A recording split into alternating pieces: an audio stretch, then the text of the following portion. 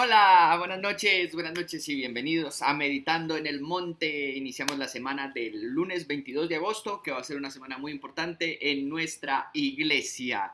Tenemos este jueves la reunión de parejas porque ya es el último jueves de este mes.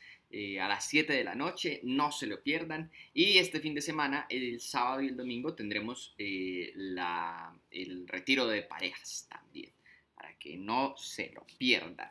Y de pronto los que no vayan a asistir, no puedan o no tengan pareja, los invito a estar orando por las parejas de la iglesia para que Dios fortalezca los matrimonios. Esa invitación les hago y con esa invitación empezamos esta nueva semana. Vamos a orar, vamos a hacer la meditación de esta noche y a pedirle a Dios por esta semana que iniciamos. Señor, te damos gracias por una nueva semana que comenzamos de tu mano, pedimos tu bendición, tu cuidado. Pedimos que estés con nosotros, que nos acompañes en nuestros pasos, en nuestro caminar cada día. Señor, bendícenos y en esta noche te pedimos bendice tu palabra, que hable a nuestras vidas y que transforme y cambie nuestros corazones. En el nombre de Jesús. Amén. Bueno, vamos a meditar para hoy, para esta noche, en el libro de los Hechos, en el capítulo 1. El libro de los Hechos, capítulo 1, que el libro de los Hechos es el libro de los Hechos de los Apóstoles, aunque muchos han sugerido que debería ser el libro de los Hechos del Espíritu Santo.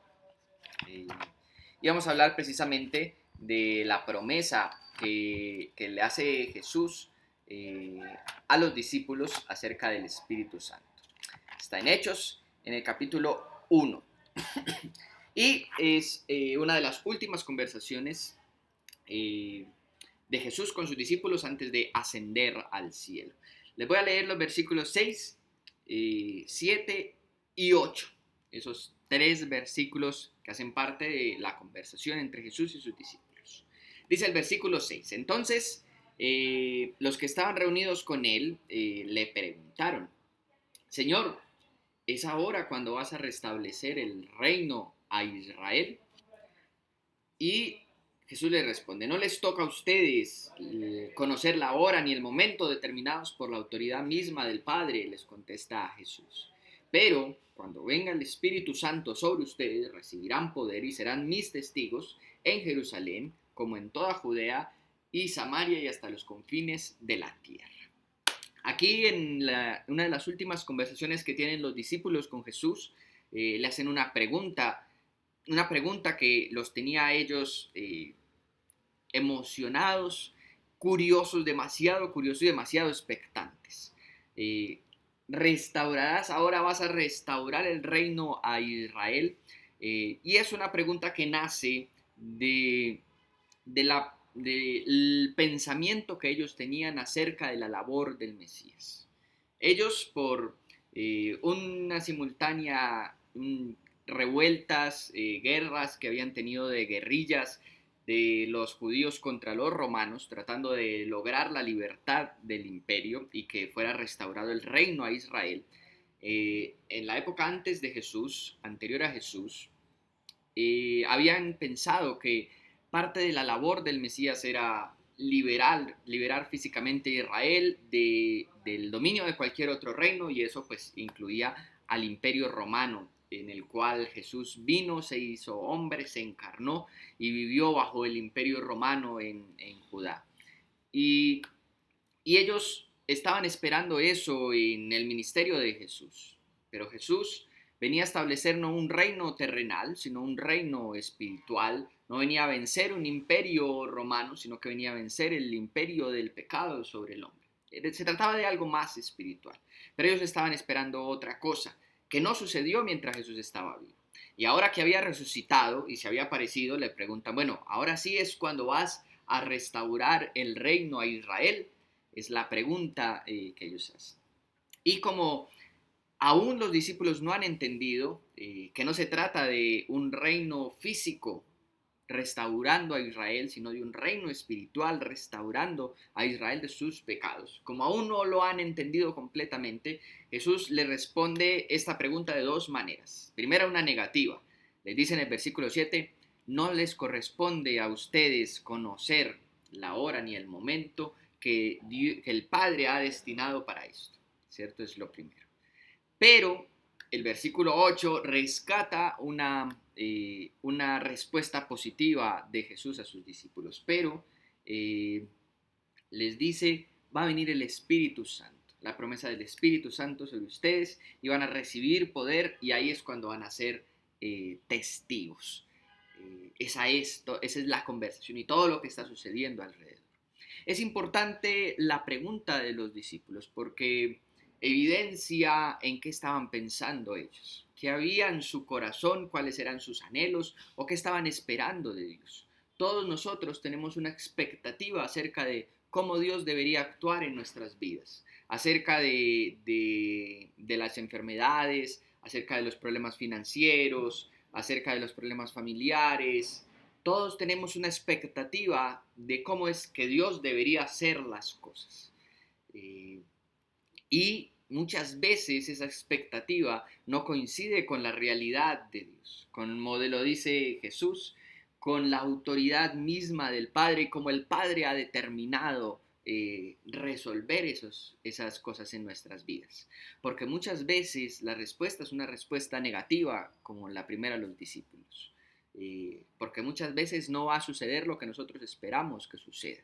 A veces los cristianos estamos orando por una enfermedad de alguien y esperamos la sanidad de Dios. Y muchas veces la respuesta de Dios no es una sanidad, sino la muerte de la persona.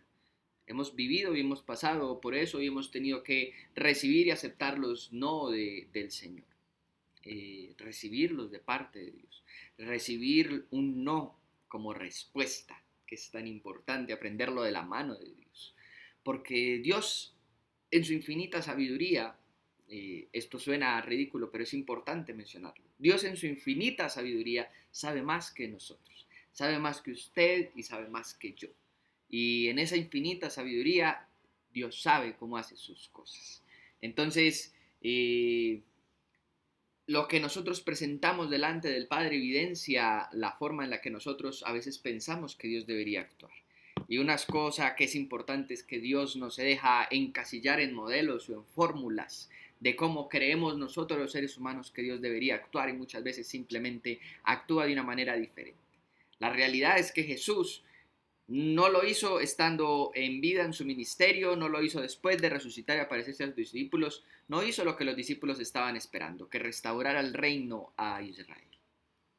Pero hay una promesa que nos ayuda.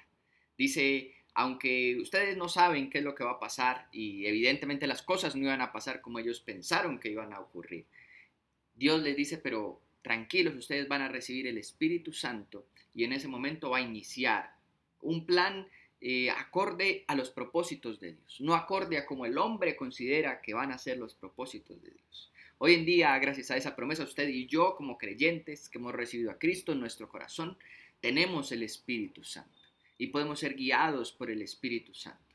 No en base a cómo nosotros creemos que Dios debe actuar en esta situación, sino en base al conocimiento perfecto de Dios de todas las cosas.